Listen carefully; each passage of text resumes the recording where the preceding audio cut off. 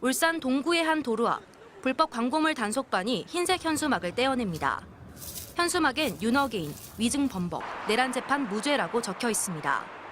윤 대통령의 범죄 행위를 정당화하는 불법적인 내용이지만 이제껏 내일로 미래로당이라는 정당에서 내건 현수막이라 손도 대지 못했는데 울산 동구청이 전국에선 처음으로 철거에 나선 겁니다. 적법한 정책이나 현안 문제들을 게재할 수 있습니다. 그런데 범법 행위를 옹호한다든가 거짓과 혐오를 선동하는 이런 내용은 되지 않는 거지요. 내일로 미래로당은 윤어게인뿐 아니라 음모론이나 중국인 혐오 표현에 담은 현수막을 전국 곳곳에다 걸어왔는데 선관위는 정당 명의의 정치적 표현으로 보고 철거할 수 없다는 입장만 보여왔습니다. 정당 활동, 그걸 폭넓게 해석을 하기 때문에 저희가 해석 요구하면 거의 다 그냥 괜찮다, 정상이다 뭐 이런. 하지만 민원이 잇따르고 지자체도 고충을 토로하자 행안부가 최근 윤 대통령 복귀, 내란재판 무죄라는 내용은 불법이자 거짓이라고 선을 긋자 울산 동구청이 제일 먼저 철거에 나선 겁니다.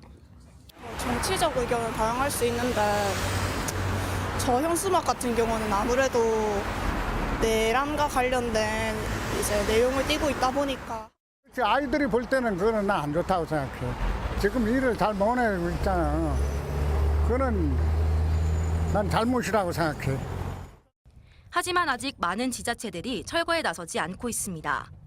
윤어게인 문구에 대한 행안부 법령 해석이 나온 지 일주일 가까이 지났지만 여전히 걸려있는 곳이 대부분입니다. 이 정당에서 이제 재물손괴죄로 고발을 하고 막 이러니까 이제 이 해당 부서에서도 이제 쉽게 이제 하지 못하는 것 같더라고요. 지자체들은 행안부 법령 해석이 나왔지만 여전히 정당 현수막을 제재할 수 없는 정당법 등과 충돌하고 있다며 관련 법 개정이 시급하다고 지적하고 있습니다. MBC 뉴스 이다은입니다. 행정안전부가 지자체에 배포한 현수막 관련 새로운 관리 지침을 입수했습니다. 유괴, 납치, 장기 적출, 엄마들은 무섭다거나 실종자 급증, 장기 매매 몸조심, 부정선거 주범을 수배합니다 같은 내용의 현수막을 금지 광고물 사례로 들었습니다. 이른바 현수막용 정당이 실제로 도심 곳곳에 내건 내용과 같습니다. 중국 혐오를 조장하거나 망상적 부정선거론을 퍼뜨린다고 비판받았던 현수막들입니다. 정부는 사례와 함께 금지 유형 6가지 기준도 제시했습니다. 범죄를 정당화하거나 미풍양속을 해치거나 사행심을 부추기는 내용이 담기면 공무원들이 직접 철거도 할 수 있게 했습니다. 현장 공무원들 생각은 어떨까요?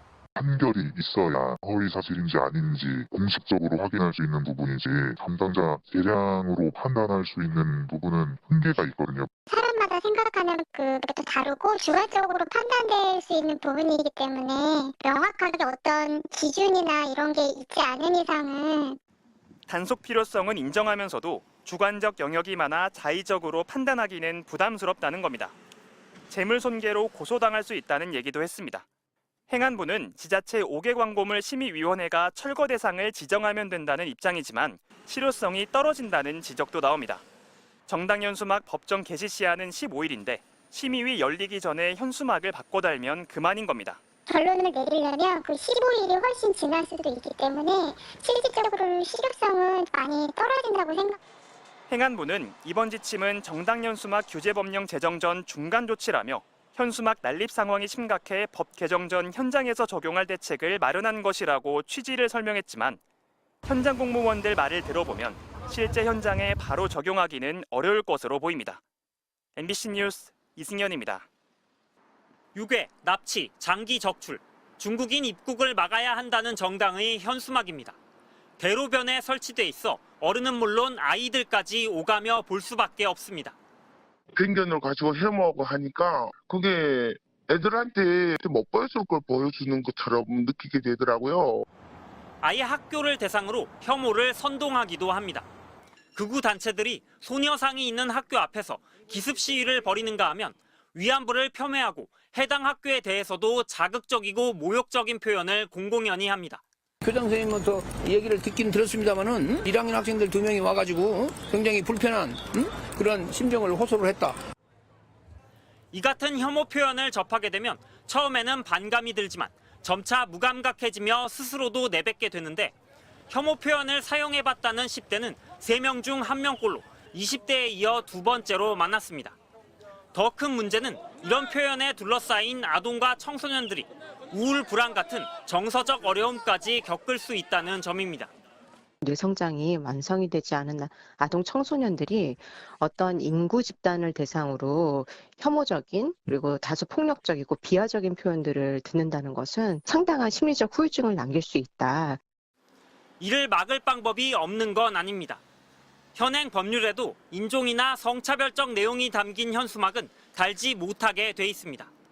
하지만 문제적 내용 여부를 지자체가 알아서 판단해야 하다 보니 철거에 소극적이게 됩니다. 정부와 국회가 구체적인 법적 근거를 마련하기 위해 나선 이유입니다. 혐오를 조장하는 현수막을 철거할 수 있는 그런 부분들에 대해서도 법률적으로 재정비를 하기로 했습니다. 정작 혐오 현수막을 내걸었던 정당은 이번 주부터 새로운 문구를 전국에 집중적으로 걸겠다면서 지금도 설치를 도울 봉사자를 모집 중입니다. MBC 뉴스 배주환입니다.